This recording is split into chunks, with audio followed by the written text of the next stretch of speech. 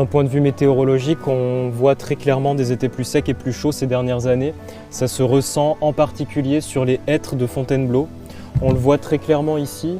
On a un grand nombre d'arbres assez hauts qui présentent des têtes, des bouts de branches, du feuillage très sec, quasiment plus de feuillage pour un certain nombre.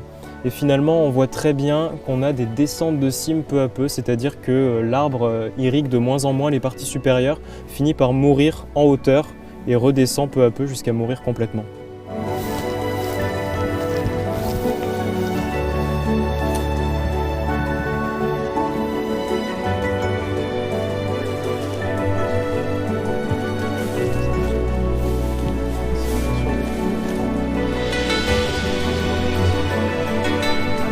Alors, normalement, le travail du forestier, c'est de s'assurer que la forêt se renouvelle naturellement.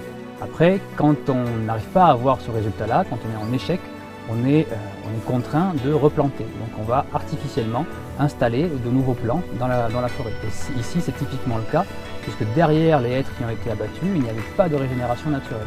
Donc on a été obligé de planter.